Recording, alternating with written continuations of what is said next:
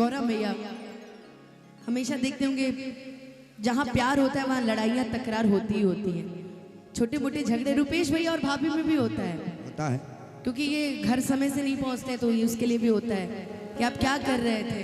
देखिए उधर चाचा भी खुश हैं, ऐसा लगता है घर में उनका भी हालत ठीक नहीं है। उनका भी सही बात है, ठीक नहीं है उनका। छोड़िए घर में मुकेश भैया की हालत ठीक नहीं है, दुनियादारी की बातें क्यों करें, उनकी खुद की हालत ठीक नहीं है। आज मैंने इनसे पूछा कि कैसे हैं भैया, सब घर में ठीक है, कह रहे बस ठीक ठाक चल रहा है। मैंने कहा बस चलिए, बस चलते रहना चाहिए।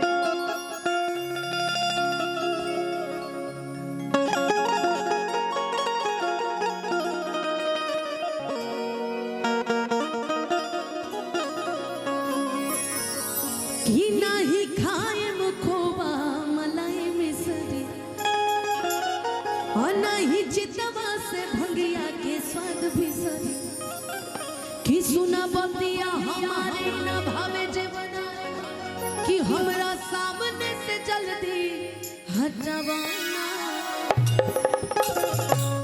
ए गणेश के मम्मी, ए गणेश के मम्मी हो बस पाव भर भांग खिया देना।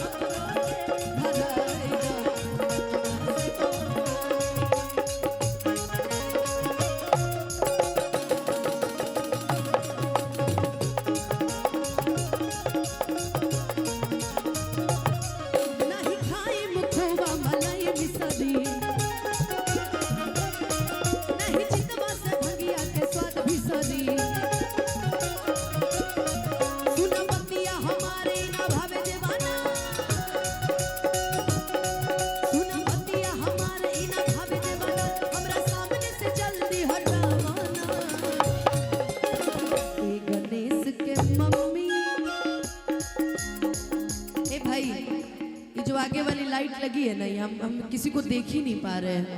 थोड़ा इसको थोड़ी देर के लिए थोड़ा बंद करो तो है जी। थोड़ा ये ट्रैफिक सिग्नल जैसी लाइट जो है इसको थोड़ा बंद करो 1 मिनट के लिए। कहाँ से उसका कनेक्शन है, हम चेहरे पे पड़ रहा है पूरा, हमें कोई दिख ही नहीं रहा है यार। ये आगे वाले दिख रहे हैं थोड़े थोड़े ये सारे बच्चे। बेटा तुम आइसक्रीम खाओ बस बैठ के, हम गाना गाते गाते थक जाए, तुम आइसक्रीम खाते मत थकना है। बंद करो यार, कहाँ है इसका कनेक्शन, कहाँ है बिजली विभाग वाले। अच्छा एक बंद हुआ, अब उतना ऊपर कौन चढ़ेगा भाई। अरे नोचो नहीं यार, फिर लगाना। ठीक वाह, अब लग रहा है कि हाँ।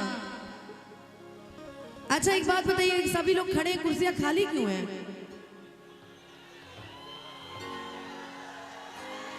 अच्छा एक मिनट, सबके लिए नहीं है। सबके लिए नहीं है, छोड़ो जाने दो। कुर्सी पे बैठने वाले से अच्छा है कुर्सी पे बैठाने वाला होता है। हम चाहेंगे तो कुर्सी पे बैठाएंगे, नहीं तो नहीं बैठाएंगे, है ना। और कुर्सी के लिए तो दुनिया लड़ रहा है, इसलिए असली श्रोता आप ही लोग हैं। एक बार प्रेम से बोल दीजिए सच्चे दरबार की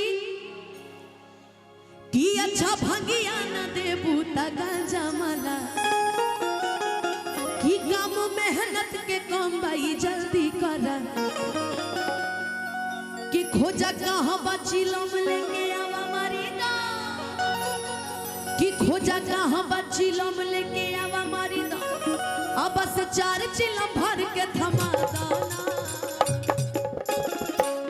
अच्छा पीछे से जितने दोस्त मित्र मेरे जितने खड़े हैं और जितने उधर लाइट के पास मंदिर के पास सभी खड़े हैं, एक बार हम चाहेंगे एक बार दोनों हाथ ऊपर उठा के एक बार प्रेम से बोलना हर हर महादेव। देखो ये कितने कंजूस हैं लोग, महादेव जी का नाम भी नहीं ले रहे। अच्छा इधर से भी सभी एक बार दोनों हाथ उठाओ तो पूरा जितना मर्द चाची माई वहीं बैठल बड़ी सब तन एक बार प्रेम से बोल दी हर हर महादेव।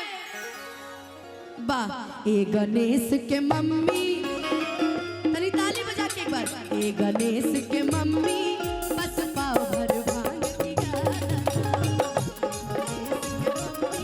बस पाव भर भांग की गाना, लाउर भंगिया बघेर की सब ढोला दे,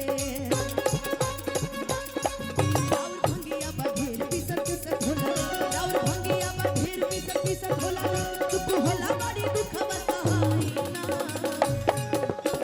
ए गणेश के मम्मी, गणेश के मम्मी हो बस पाव भर भांग की गाना, गणेश के पापा हमसे भांग पिसाए ना, गणेश के मम्मी बस पाव भर भांग की गाना, गणेश के पापा हमसे